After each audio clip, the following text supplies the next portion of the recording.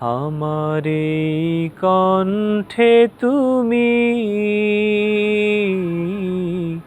তোমারি বাণী তুলেছ, বুকের দেরাজ তুমি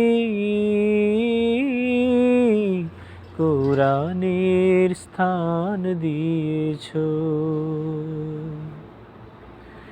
এত ভালোবাসো কেন মালিক আমায়, কি করে শুকুর তার করি আদায়।